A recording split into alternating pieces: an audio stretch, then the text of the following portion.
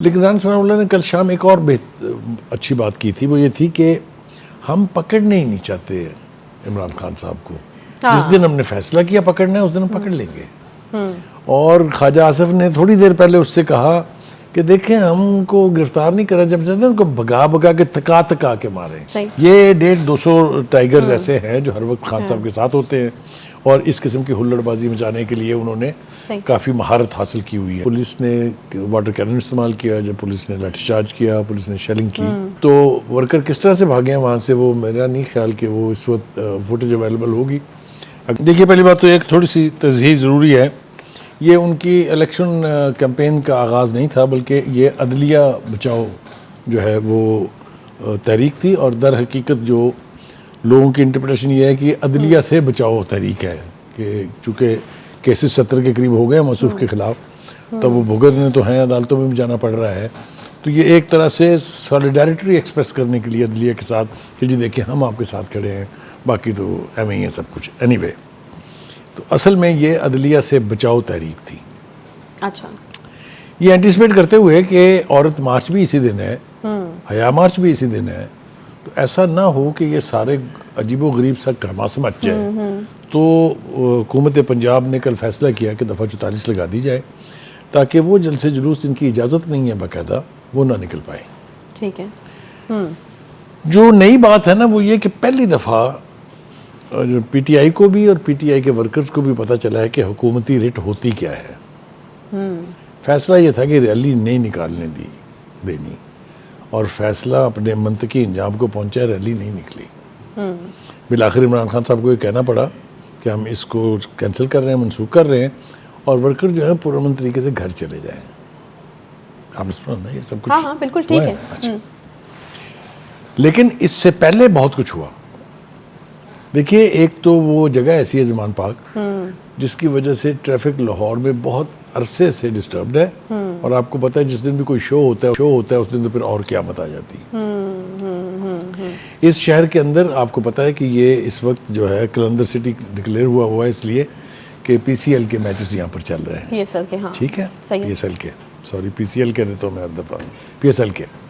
उसकी सिक्योरिटी अपने लिए एक बहुत बड़ा चैलेंज है। आपको मालूम है कराची में जो वाक़या हुआ था उसके बाद से और ज़्यादा टाइट कर दी गई है सिक्योरिटी। दूसरी तरफ इमरान खान साहब जो है ये नारा लगाते दिखाई देते हैं कि जनाब हम चाहते हैं कि मुल्क के अंदर पॉलिटिकल स्टेबिलिटी हो।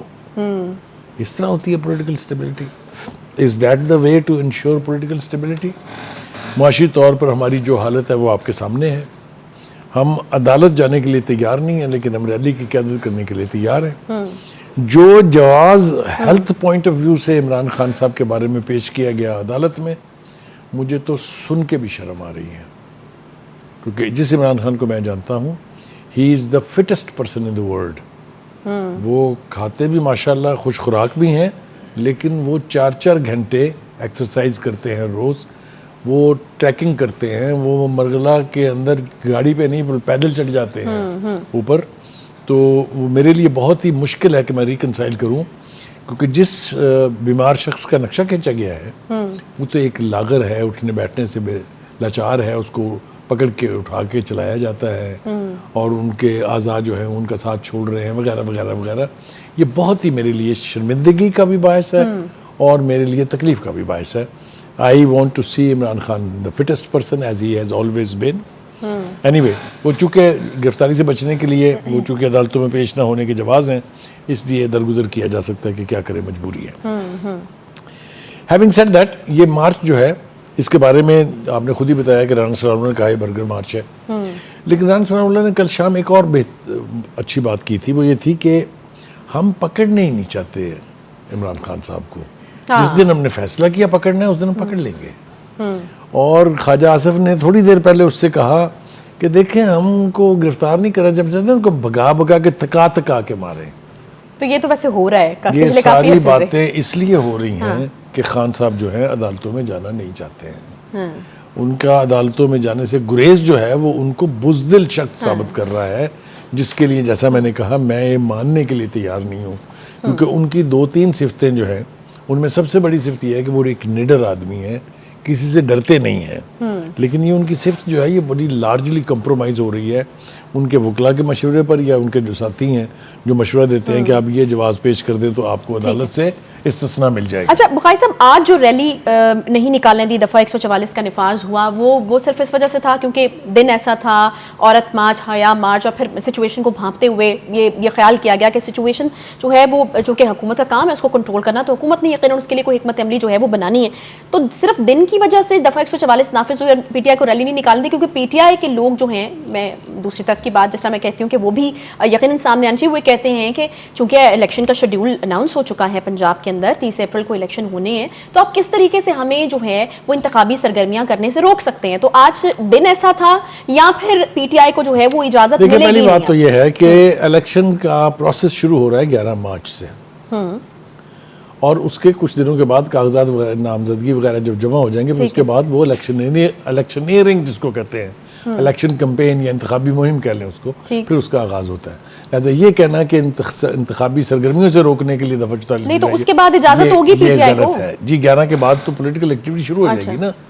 अब 11 के बाद पॉलिटिकल एक्टिविटी जेन्युइनली इलेक्शन कराने के लिए शुरू होती है नहीं होती है, अभी 3 दिन है उसमें, तो हम देखेंगे कि वाकईतन उस दिन शुरू हो जाती हैं कि नहीं होती हैं। लेकिन ये बुनियादी तौर पर मेरे ख्याल से it was a test of nerves, कि पीटीआई जो समझती थी कि हमारी दहशत इतनी है, हमारा डर इतना है और लीडर हमारे सरों पर बैठा हो, तो पुलिस की ऐसी की तैसी, जैसी कि उन्होंने कई दफ़ा साबित की है, पुलिस की ऐसी तैसी साबित की ना इन्होंने जुडिशल कॉम्प्लेक्स में। मुझे एक बात पे बहुत हैरत है, खान साहब पर भी मुझे हैरत है, खान साहब के जो स्पोक्स पर्सन है उन पर भी हैरत है। उन्हें शर्म नहीं आती ये बात कहते हुए कि जुडिशल कॉम्प्लेक्स में कोई सिक्योरिटी नहीं थी। मैंने और आपने सारा दिन बैठ के वो मनाजर देखे थे। पुलिस का जो हाल इनके वर्कर्स ने किया वो आपको याद नहीं है? पुलिस की वर्दियां फाड़ी गई, पुलिस की वैन्स के ऊपर जो है वो हमलावर हुए, सिक्योरिटी की तारें उखाड़ उखाड़ के कैसे उन्होंने फेंकी, गेट कैसे तोड़ा, कैमरे कैसे तोड़े। कोई कह सकता है कि वहाँ सिक्योरिटी नहीं थी? सो सबसे बड़ा थ्रेट जो है सिक्योरिटी को वो आप खुद थे और आपके साथी थे।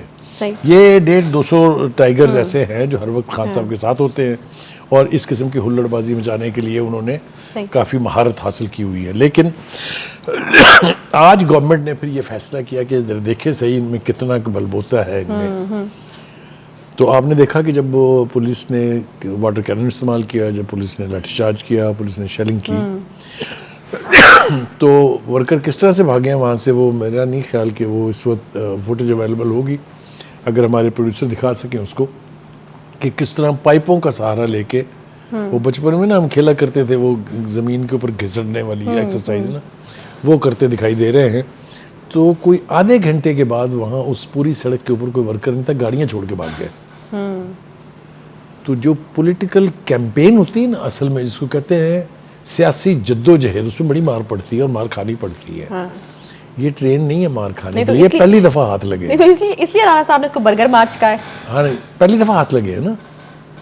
आप मुझे बताए ना क्या हुआ, आधे घंटे के बाद सूरत काबू में थी, सही रैली वाली मुक गई सारी। अच्छा, राणा साहब ने एक और अहम बात की है, वो तो हम देख रहे हैं कि नून लीग की तरफ से इस हवाले से तनकीद बढ़ती चली जा रही है, अदलिया की गैर जानिबदारी पर सवाल उठ रहे हैं, ये राणा साहब ने कहा है, और वो ये कहते हैं कि अब 13 के बाद मुझे नहीं लगता, पर्सनली उनको नहीं लगता कि कोई रिलीफ जो है वो मिलना चाहिए।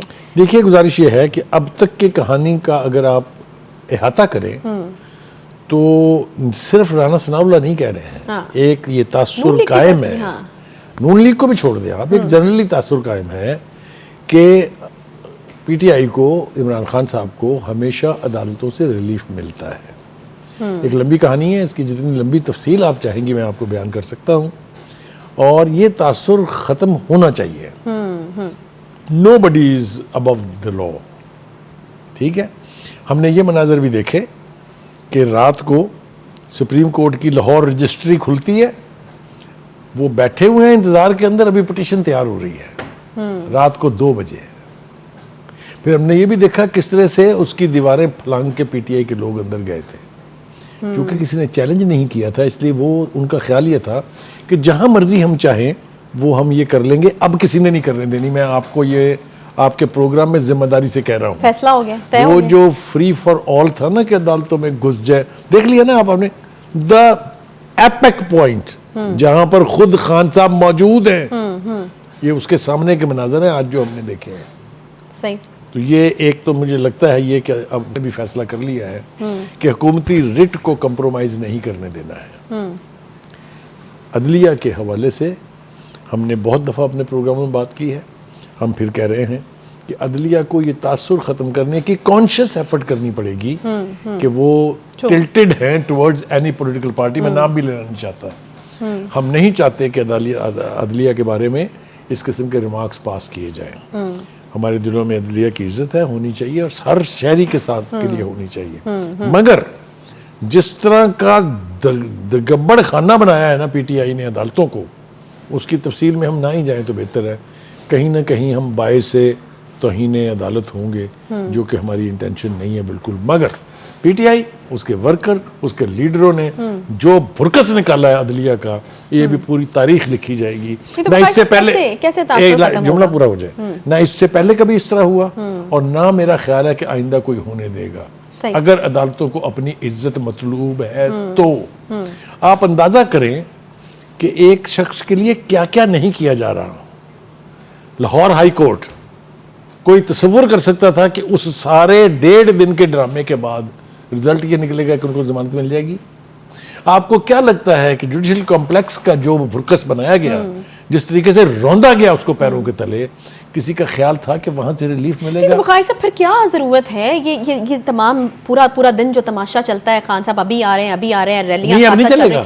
मैं यही पूछ रही हूँ कि आप इतने कॉन्फिडेंटली कह रहे हैं, और खान साहब को यकीनन कहीं ना कहीं इदराक होगा कि मुझे रिलीफ मिलने वाला है, तो फिर क्या जरूरत है इस सारे? मैं अर्ज करूँ क्या हुआ, जो लोग अपनी रेड लाइन क्रॉस करके टिल्टेड नजर आए, उनके खिलाफ आप देख लेना क्या हुआ मीडिया में, क्या हुआ अवामी सतह पे। पहली दफा सुप्रीम कोर्ट के जजेस के नाम ले लेके लोगों ने क्या क्या नहीं कहा। ये कोई अच्छी बात है?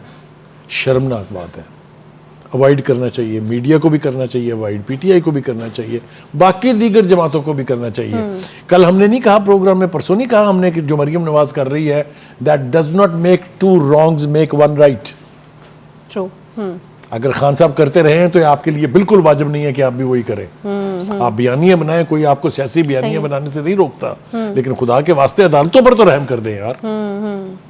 तो ये जो मंजरनामे हैं, ये मैंने जैसे कहा, मुझे पता नहीं क्यों मुझे यकीन है कि अब अदालतें कॉन्शियस होंगी। अच्छा। वो ये नहीं करने देंगी। आपको लगता मिसाल है कि मिसाल के तौर पे अब उन्होंने पेश होना है ना, 13 को जाना है।